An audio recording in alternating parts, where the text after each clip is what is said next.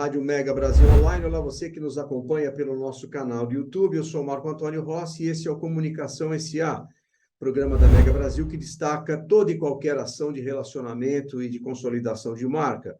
Aqui também falamos sobre novas iniciativas de negócio, análises de mercado, lançamentos de produtos e serviços e de ações que impactam positivamente a sociedade.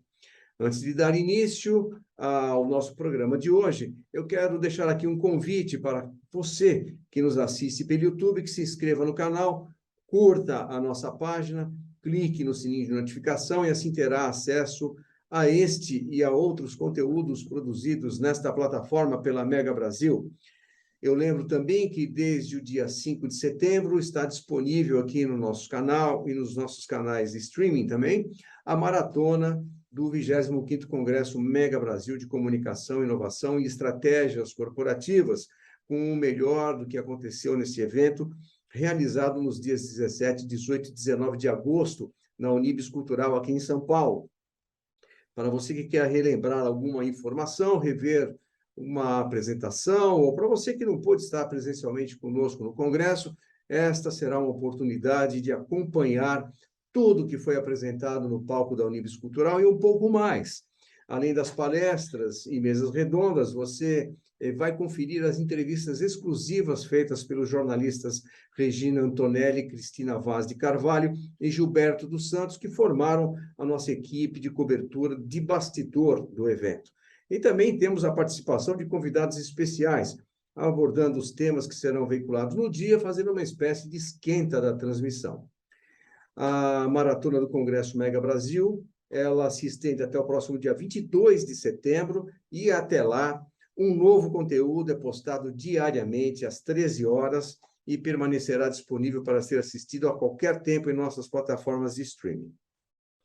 O nosso programa de hoje é um programa de comemoração. A gente vai festejar aqui os 15 anos da revista Plurali, ou a Plurali em Revista, daqui a pouco a gente vai entender um pouquinho melhor isso, que tem como foco a sustentabilidade. E para contar um pouco dessa história, o Comunicação SA recebe a jornalista Sônia Araripe, diretora, editora da Plurali em Revista. Oi, Sônia, muito obrigado por estar aqui conosco no Comunicação SA.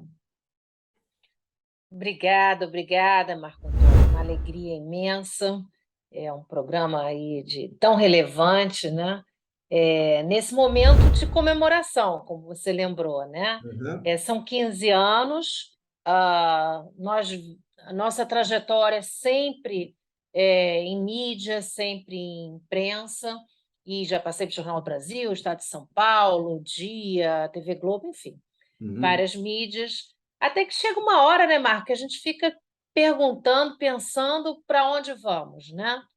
E aí surgiu a ideia de Plurali, como você contou, Plurali é revista trimestral e é o site diário.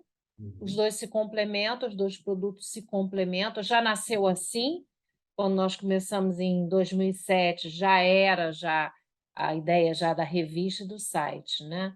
Então, uma alegria imensa, né? Agora, Sônia, lá em 2007, quando você começou a revista, primeiro, como é que foi essa ideia, né? Isso você herdou da sua passagem pelas editorias da grande imprensa? Como é que foi? Qual foi o insight que te levou a pensar numa revista focada em sustentabilidade? E qual era também, deixa eu já aproveitar e emendar outra pergunta, qual era, Sônia, a realidade em torno de sustentabilidade em 2017?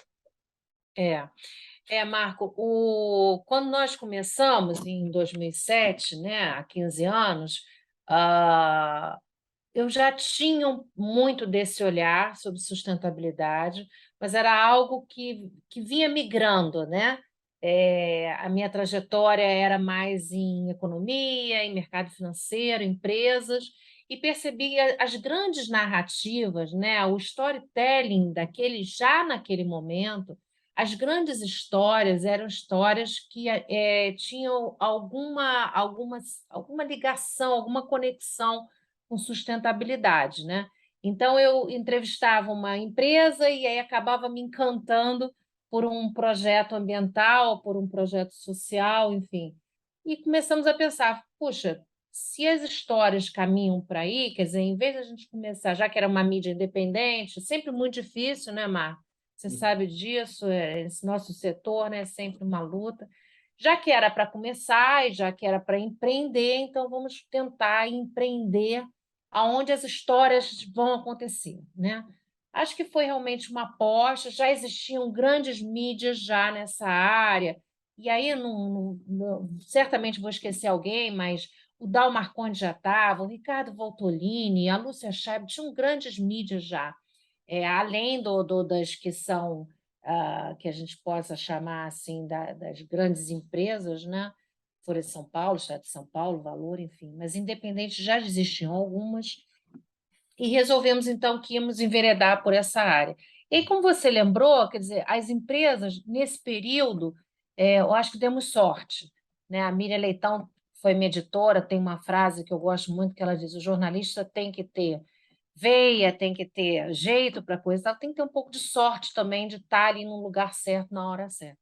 Acho que a gente teve um pouco disso, da sorte, né? As empresas fizeram essa migração, perceberam que muito mais do que greenwashing e todas essas ações que a gente ouve falar, de abraçar árvore, fazer uma creche para as crianças, enfim, muito mais do que isso, era preciso estrategicamente pensar o negócio do ponto de vista de ESG, né? Hoje em dia a gente já nem fala mais, né, Marco, de sustentabilidade só, né? A gente já pensa dessa forma mais holística, né? Uhum.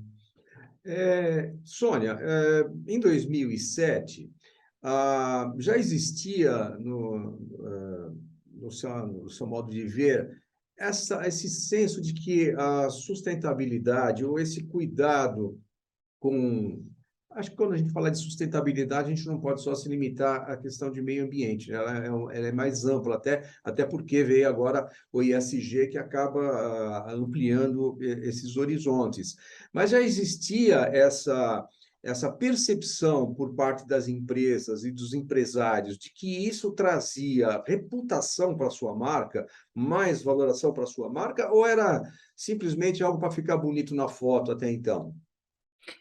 No começo, você deve se lembrar disso, né? Muitas empresas pensavam do ponto de vista só de marketing, né? Era uma ação ali para você ficar bem na foto, né? Para você fazer seu relatório, para cumprir metas, para os acionistas, enfim. O que o tempo mostrou, né, Marco, é que só empresas verdadeiramente engajadas é que sobreviverão. E todos os acidentes, né, e todas as tragédias que a gente vê deixam cada vez mais enfático isso, né? Quer dizer, as empresas, as companhias, elas precisam, mais uma vez, de verdade, se engajar nisso. Então, se não tinha sirene, que pensasse alguém antes de colocar uma sirene lá naquele lugar, né? Muito mais do que as árvores e etc., né? Essas ações que sempre se pensam, né? Então, assim, o negócio tem que ser pensado numa nova ótica, né? Na ótica das pessoas, na ótica da sociedade, na ótica dos empregados, dos clientes. Os clientes nunca foram tão ativos, Marco. Hoje em dia, qualquer um com celular, você não tem noção da quantidade de informação que a gente recebe. Boas informações. Qualquer um com celular é uma mídia. Então, o cliente ele está ali naquele local, ele vê aquela ação, o consumidor, o cliente, né, a sociedade civil, filma, registra e manda para a mídia. Então, não existe mais ações dentro de muros, não existe mais, ninguém sabe disso daqui, todos saberão, todos saberão. Então, assim, ou as empresas, as companhias, os grupos, se engajam de vez nessa que eu chamo que é uma jornada, né? Não é também, né, Marco, uma ação isolada aqui e outra colar, né? É uma jornada, né? Ou elas se engajam de vez nesse novo conceito, nessa nova economia de baixo carbono, de pessoas, de capitalismo consciente, etc., ou então elas estarão fora do mercado. Uhum. Muito bem, estou conversando com Sônia Araripe, que é editora da Plurale. Aliás, Sônia, a revista ela é trimestral, correto? Uma Isso. revista eletrônica ou você tem ela impressa também? Não, eletrônica exclusivamente. Ela é impressa e eletrônica. Uhum. Isso é interessante, Marco. Quando a gente começou, ainda não existia a pandemia, óbvio, né? E chegamos a fazer eventos presenciais, etc. A pandemia veio para acelerar um processo de digitalização que nós já tínhamos previsto. Então, a revista ela sai em papel, sim, ela é papel reciclado, tem toda uma pegada visual. A gente ainda é do tempo, né, Marco, que a gente gosta de fotos, né? A gente gosta do físico, né? Então, dá para você ver a revista em papel. A mesma revista, ela fica disponível gratuitamente, porque também tínhamos essa preocupação. O Brasil é muito grande, né? E se a gente quer falar para todo mundo, você tem que disponibilizar. É a nossa percepção. Então, gratuitamente, depois que ela circula para os assinantes, ela fica gratuitamente. Quem quiser, entra lá. Entra no site que tem a coleção completa das 79 edições para serem visualizadas. E aí o site, a revista eletrônica, Marco, ela é diária, né? Porque imagina a quantidade de informações que não chegam, né? São muitas. Então, uma acaba complementando a outra, né? Vamos compartilhar o endereço, então, Sônia, para quem tiver interesse de acompanhar o conteúdo da revista e do site, qual que é o endereço do site?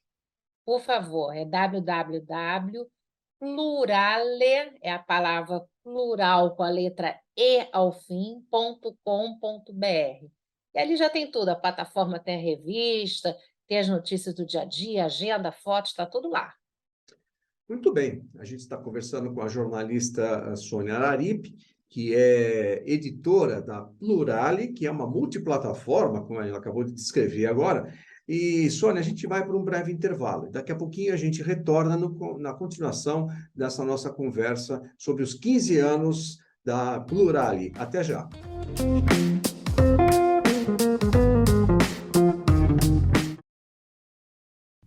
Na escola, na sala de aula, nas festinhas. Já aconteceu em vários lugares. Um assobio, uma risadinha, uma mão boba na aula de educação física no intervalo.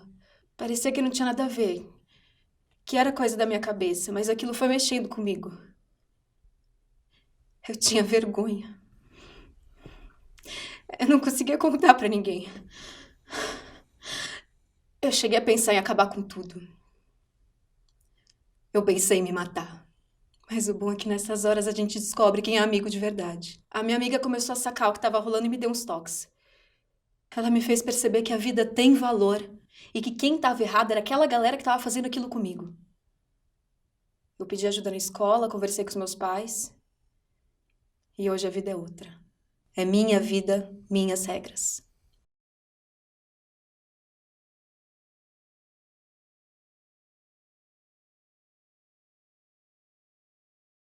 Como queremos ser lembrados? 100 mil mortes em agosto.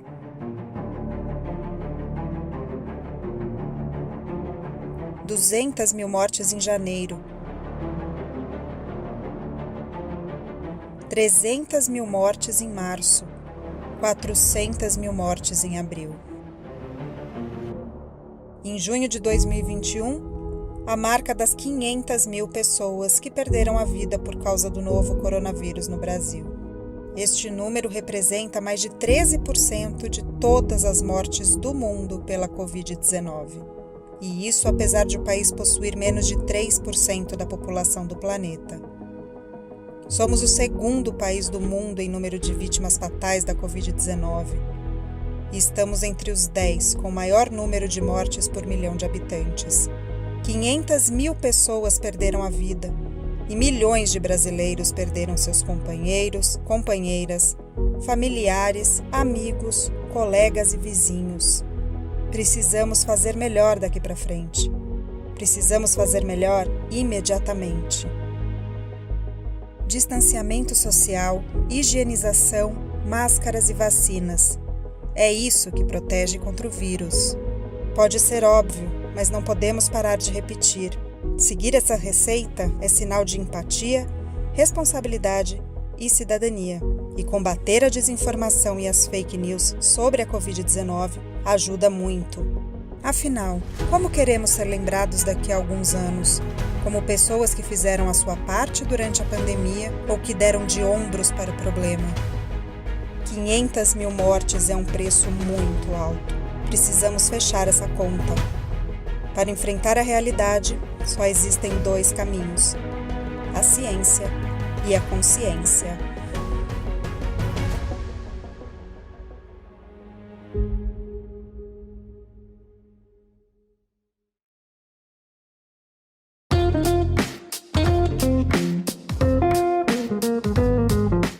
Olá, ouvintes da Rádio Mega Brasil Online. Olá, você que nos acompanha pelo nosso canal do YouTube. Estamos de volta com Comunicação S.A. Hoje eu converso com a jornalista Sônia Araripe, que é editora da Plurale, uma multiplataforma focada em sustentabilidade, e a gente vai agora conversar um pouquinho sobre isso, que sustentabilidade é uma pauta que se ampliou bastante. Sônia, sobretudo nos 2 últimos anos, nesse período pandêmico que passamos, aflorou na mídia como um todo os problemas amazônicos, em torno de exploração de terras indígenas, exploração ilegal, extração de madeira ilegal, exploração mineral de uma forma também criminosa, enfim. Isso acabou chamando a atenção do mundo todo, que, aliás, já vinha com foco na Amazônia há algum tempo, mas, sobretudo entre nós, brasileiros, parece que acordamos para esse lado do Brasil, que é absolutamente desconhecido. Chegamos a essa conclusão que desconhecemos o que é a Amazônia. Né? E isso suscitou alguns outros temas sobre sustentabilidade, reforçou o tema de sustentabilidade. Mas eu queria saber de você, que trabalha diretamente nesta pauta, o quanto que esse episódio, esse triste episódio que nós tivemos e vivemos diariamente em relação à Amazônia, despertou a atenção, mais do que o interesse, a atenção das empresas e da sociedade para essa necessidade de ter a sustentabilidade como algo presente nas nossas vidas, sejam do ponto de vista corporativo, seja até do ponto de vista entre nós cidadãos comuns também. Sem dúvida. Marco, eu queria cumprimentar vocês, porque o congresso realmente sensacional, e a possibilidade que você dá de vozes, de várias vozes participarem desse diálogo.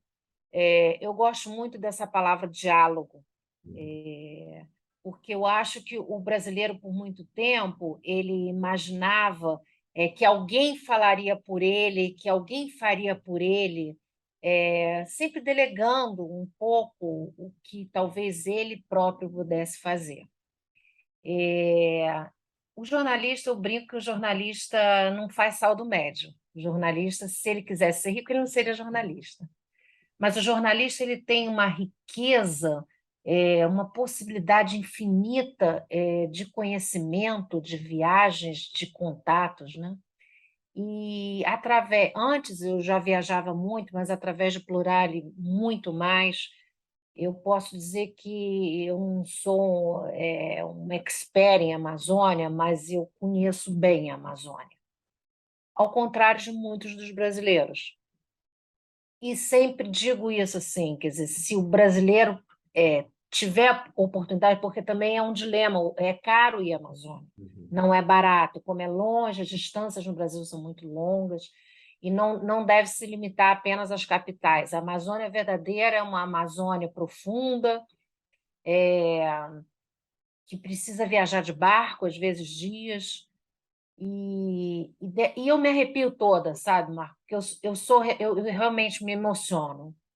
E numa dessas viagens, eu tive numa pequena localidade, e a Amazônia tem a questão do tempo, e você precisa... Eu estou contando essa história para a pessoa poder entender um pouco melhor como é difícil cobrir a Amazônia. E tem essa questão do tempo, se o tempo fecha, você tem que pensar e tal, e o barco não pode, o avião não decola, enfim, tem essa questão toda do tempo, das florestas, né? E aí, nessa pequena localidade, eu tinha talvez 2 horas no máximo para entrevistar a comunidade, contar aquela história, que era a primeira vez que aquela comunidade tinha uma escola. As crianças precisavam viajar de barco quase um dia, 6 horas para ir, 3 horas para ir, 3 horas para voltar, enfim. E era para contar a história da escola. E eu tinha uma janela de oportunidade ali, e aí eu consegui contar essa história, entrevistando a professora, os alunos, e um senhor que era quase um ancião daquela comunidade, seu Gonzaga, não esqueço o nome, e ele disse: o Brasil precisa descobrir a Amazônia. E eu fiquei muito marcada por aquilo, pelo seu Gonzaga, e pelo que a gente vivencia na Amazônia, né? Porque a Amazônia é única. A Amazônia é única. E se o brasileiro não se dá conta disso, né? Quer dizer, fica nessa sensação quase quase, eu não sei nem explicar, Marco, mas é uma coisa assim, realmente você precisa vivenciar aquilo, né? Para poder saber exatamente. E aí eu acho que você tem toda a razão, quer dizer, a Amazônia redescoberta, digamos assim, né? Pelos brasileiros, né? E da importância que a Amazônia tem, né? A importância como o que a gente diz pulmão do mundo, mas não é só isso, gente, é biodiversidade, né? São os povos originários, como você lembrou. E aí queria já entrar nessa citação aí do Congresso, porque há uma mídia incrível brotando disso, né? Quer dizer, os povos originários, os indígenas, com um celular lá, com uma câmera, eles conseguem eles mesmos denunciarem, né? Eles gerarem essa notícia e depois repassarem para o resto do Brasil. Eu acho isso fantástico. Acho que é uma revolução. É uma revolução que a gente vive e veio para ficar também. Isso aí não vai mais deixar de existir, não. É verdade, porque, na verdade, ele traz, com o advento das mídias digitais, das mídias sociais, ele revela, na verdade, acho que até a expressão é essa, revela para nós esse mundo até então absolutamente desconhecido, né? A gente tem uma visão até meio folclórica da Amazônia, É verdade. e desconhece os problemas, as demandas que existem. A Chay Saruí, acho que foi dessa nova geração, aquela que despertou para o mundo, né, fazendo a abertura da COP26, mas outros, e foi interessante você lembrar, Diversos. exatamente, você lembrar desse nosso painel, Sandra, ou, desculpa, Sônia, porque nele nós pudemos trazer outras figuras desses jovens comunicadores, como o Eric Terena, Fantástico. são pessoas que trazem a Amazônia até nós, e eu acho que isso ajuda muito até nessa conscientização e até mudanças de políticas públicas em relação àquela região, que é riquíssima, como você bem lembrou, e que tem impactos diretos com a gente, né? A gente lembrou até dos rios aéreos, né? Que se originam lá na Amazônia e tem um impacto aqui no Sudeste. Enfim, essa consciência de economia ligado à sustentabilidade, que hoje já é alguma coisa mais perceptível, mais enraizada quando a gente fala em relação a empresas, né? Essa percepção, a gente pode dizer hoje, Sônia, que ela já é algo consolidado na sociedade e na economia como um todo? Acho que ainda não consolidado, né, Marco? Como eu te falei, uma jornada, quer dizer, as empresas perceberam que é urgente, sim, ah, fazer esse movimento, né, pela Amazônia, pelo Pantanal. O Pantanal também, né, é inacreditável, quer dizer, o Pantanal pegou fogo, as pessoas não se deram conta do que estava acontecendo. A novela vem um pouco, esse remake da novela vem um pouco para ajudar nesse resgate, né? Eu acho que o brasileiro ele tem que realmente não só conhecer, como defender o que é seu, né? O que é seu, o que é seu. E aí eu acho que o consumidor, a gente está falando sobre consumidor, né? Eu acho que o consumidor tem um papel muito decisivo nisso, né? O consumidor ele não aceita mais consumir um produto que venha de um desmatamento na Amazônia. Se há uma denúncia, ele simplesmente deixa de comprar, ou ele denuncia, ele vai para frente da loja. Aquela marca ela é uma marca atingida. Então, de alguma forma, as corporações perceberam que elas têm que criar mecanismos.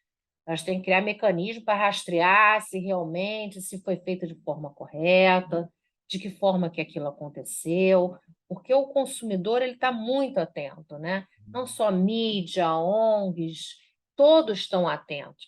Agora, eu tenho uma boa notícia, sabe, Marco? Eu acho realmente que como isso veio para ficar e como as marcas perceberam que isso, como você falou, traz valor, traz reputação, traz credibilidade, eu acho que realmente as empresas passaram a ver nisso o único caminho.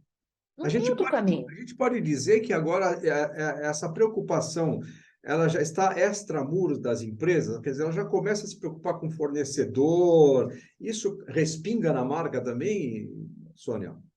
Com certeza que respinga, que é dessa forma que vai ser feito, né? Não tem outro caminho. Então, eu acho que é dessa forma, assim. Agora, ainda é um caminho, né, Marco? Ainda é uma longa trajetória, né, por acontecer, né? A gente vê, volta e meia, casos aí, né, que acontecem, enfim. E aí, nisso, eu queria citar, Marco, nisso eu queria lembrar que a construção tem que ser em rede. Então, Plurale deu certo porque ela aconteceu em rede. Hum. Então, a gente tem outras mídias parceiras, nós temos colaboradores de outros estados, nós temos colunistas especializados em temas. Então, assim, as mídias elas não acontecem sozinhas, né? É isso que eu queria dizer, quer dizer, a comunicação ela não acontece sozinha, o diálogo ele ocorre quando um diálogo de todos participando, né? Então, acho que uma das receitas de Plurale ter realmente dado certo é isso, quer dizer, são os colunistas, são os parceiros, a rede, né? Porque senão acho que talvez a gente não estaria aqui conversando dos 15 anos, não. É toda uma cadeia que se forma em torno de um tema.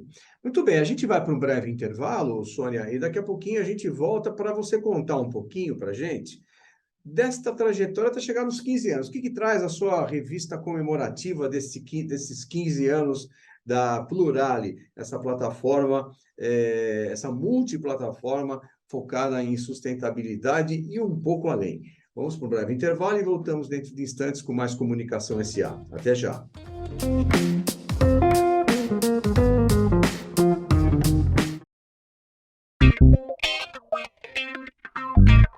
Dor de cabeça na hora de buscar um serviço de comunicação para sua empresa? Isso é coisa do passado. Acesse anuariodacomunicação.com.br e encontre a solução para as necessidades da sua marca ou produto. É hora de dizer vacina sim. Ela protege você e protege os outros. Vacina sim. Uma campanha para todos.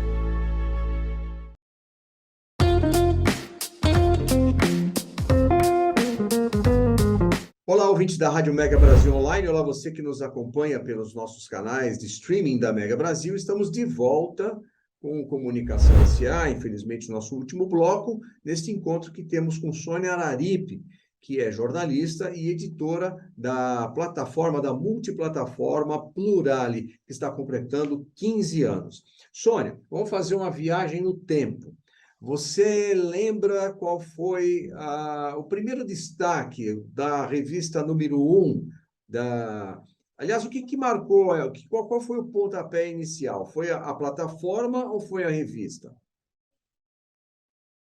As duas nasceram juntas, Marco. As duas plataformas nasceram juntas. E qual A foi? revista. Qual foi o destaque, então, da edição número 1? A edição número 1, Marco, ela trouxe artigos inéditos. E uma entrevista, que foi uma entrevista muito emocionante para mim, que foi a entrevista com a doutora Zilda Arnes. A doutora Zilda, nós ainda não existia muito essa prática do online, né? Era mais o presencial, mas enfim, ela pediu que fosse online e infelizmente eu não consegui gravar essa entrevista, porque foi online, mas ainda não tinha essa experiência nossa, né, do Zoom, do Teams, enfim, eu não gravei. E a entrevista saiu com a doutora Zilda em outubro, e logo na sequência a doutora Zilda, infelizmente, faleceu naquela tragédia, naquele terremoto do Haiti. Então, foi uma edição muito marcante, dessa edição número 1 para a gente, né? E essa falta do resgate histórico, né? De não termos conseguido fazer uma gravação, né? Talvez tenha sido uma das últimas entrevistas dela. Uhum. Mas ela está registrada lá na multiplataforma, no portal. Quem quiser entrar, no número 1 tem a entrevista da doutora Zilda. Nesses 15 anos, você trouxe a lembrança de Zilda Arnes, realmente uma personalidade por muitos motivos, não só pessoal, mas pela obra que ela desenvolvia, enfim, pela consciência social que tinha em torno dela. Você tem outros destaques outra entrevista que tocou você também ao longo desses 15 anos? Todas são importantes, não tenho a menor dúvida em relação a isso. Mas às vezes você tem uma ou outra que fica na memória. Você tem alguma outra que você gostaria de lembrar, não? Como você falou, todas as entrevistas marcam de alguma forma, né? Uhum. Mas eu acho que as viagens que a gente fez são viagens muito marcantes, né? Viagem ao Pantanal, né? Nós fomos ao Pantanal antes da queimada, depois da queimada, as viagens à Amazônia, né? As viagens contando histórias de pessoas em lugares remotos, enfim, são muitas passagens, né, Marco? Assim, e que mostra isso, como você falou, quer dizer, como que a mídia, como que a comunicação pode fazer diferença nisso, né? Como que a comunicação traz esse relato, esse storytelling dessas transformações pelo qual o Brasil passou, né? Acho isso muito importante. Sem dúvida. Bom, já que você falou de viagem, então vamos para a revista comemorativa desses 15 anos, porque a matéria de capa também é uma viagem. É uma matéria É assinada pela verdade. Virgínia Queiroz, não é? Isso, a nossa colega Virgínia Queiroz. Um beijo, Virgínia, grande para você. A gente procura sempre a cada edição trazer uma viagem. Mesmo antes da pandemia, nós já tínhamos esse roteiro, digamos assim, de edição, né? Sempre uma entrevista, sempre uma viagem, os artigos inéditos, enfim. Com a pandemia, Marco, isso se acentuou. As pessoas ficaram trancadas em casa, leram mais, mas também sonharam mais em viajar. Não se podia viajar, não se podia sair de casa.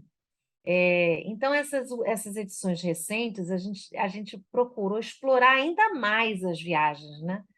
E são viagens prazerosas, né? Com as fotos, com o serviço, com os detalhes. A Virgínia é uma pessoa muito cuidadosa, é uma jornalista muito cuidadosa nesse sentido, e ela fez então essa viagem. Eu convido todos para ler a edição especial de 15 anos, que é uma viagem da Rota das Emoções, que é a viagem que vem então do litoral do Piauí, do delta do Parnaíba, né? Que é lindíssimo, belíssimo, chegando até o Ceará, na rota, né?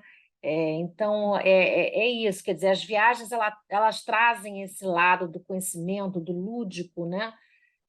Que a gente tanto gosta, né? E percebemos, então, na pandemia como é importante, né?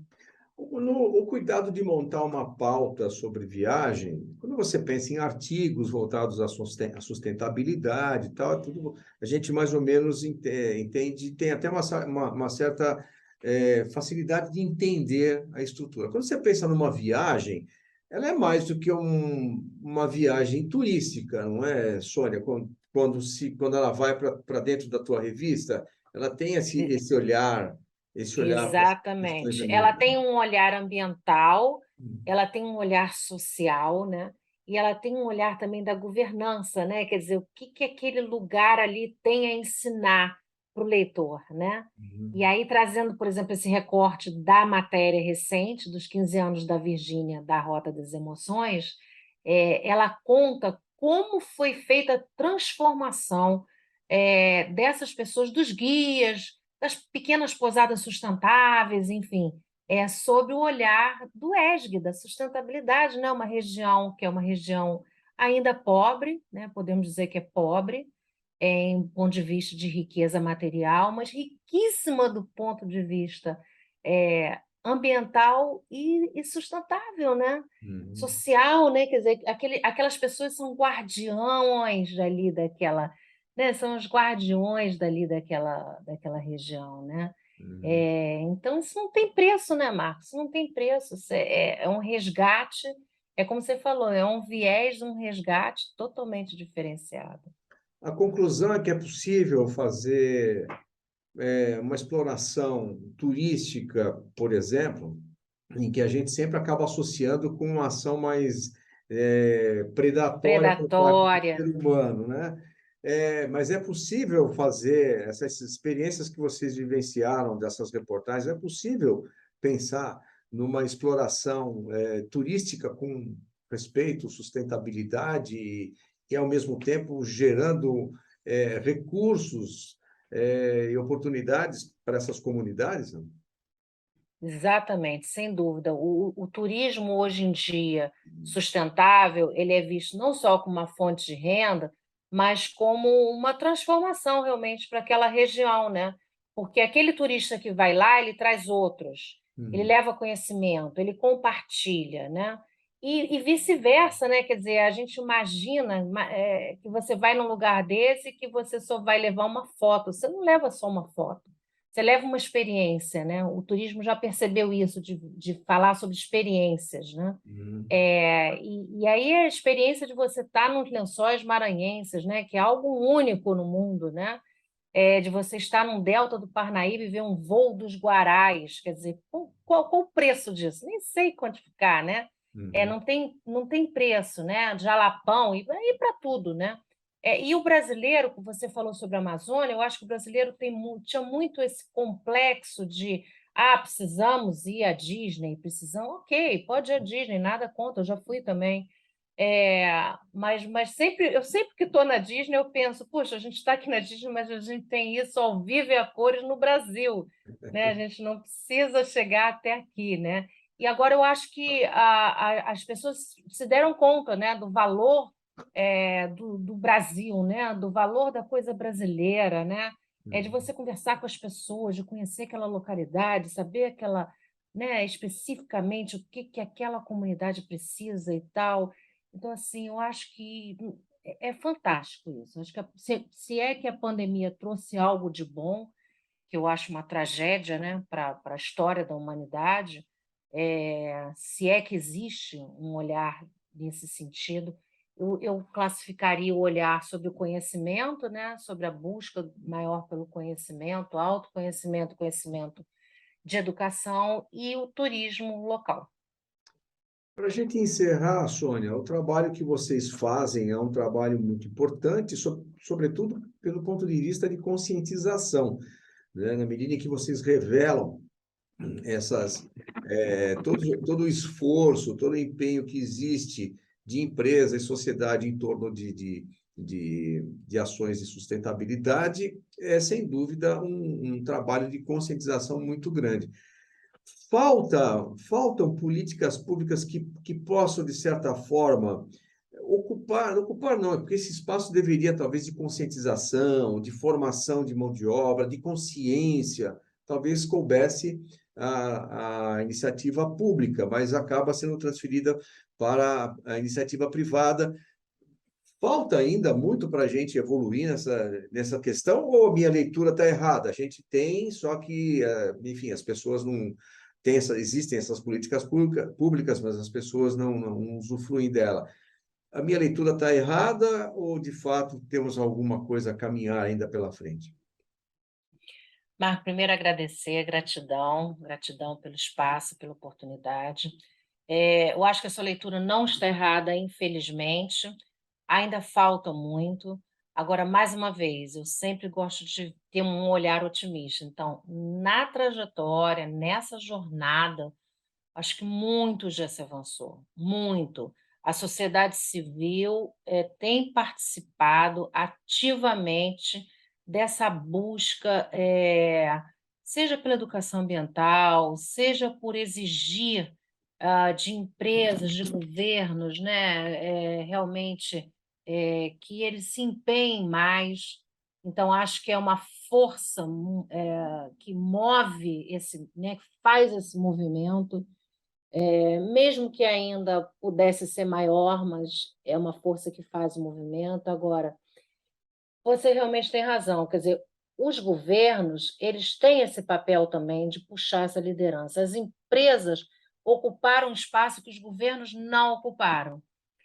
E já que as empresas ocuparam esse espaço, eu realmente espero que cada vez mais que elas consigam fazer com que mais pessoas da sociedade entrem nessa roda de conversa, né? Que mais pessoas participem. Então, esse movimento, por exemplo, que a gente estava citando dos povos originários, que a gente tem os povos originários, os quilombolas, as crianças, os de mais idade, a diversidade, né, da sociedade é tão grande, né? E é tão bonito isso, né? Podermos ser diversos, né? Isso é fantástico. E a mídia ambiental, e aí não estou falando só como plural, eu estou falando, tomando aqui a liberdade de falar em nome também dos meus colegas, a mídia ambiental, a mídia sustentável, independente, e também a grande mídia, tem feito um papel decisivo, fundamental, para conseguir disseminar essa informação, chegar. O Brasil é muito grande, o Brasil é gigante, para essa informação chegar a todos e fazer a transformação que a gente tanto sonha, né? Tanto almeja, de uma sociedade mais justa, mais ética e para todos. Só sendo para todos, né? É isso. Verdade. Bem, muito dessa conscientização se deve a trabalhos como o que você e a sua equipe desenvolve na frente da Plurale. Sônia, eu quero agradecer bastante a sua disponibilidade em compartilhar com a gente um pouco da história, convidar quem está nos acompanhando que visite o site, se já não conhece, se já não visitou, que visite e acompanhe as matérias belíssimas que são colocadas lá e muita informação a respeito de sustentabilidade também. Sônia, muito obrigado por estar aqui comigo no Comunicação SA. Obrigada. Obrigado a você também que nos acompanhou até aqui. Semana que vem tem mais Comunicação SA. Até lá.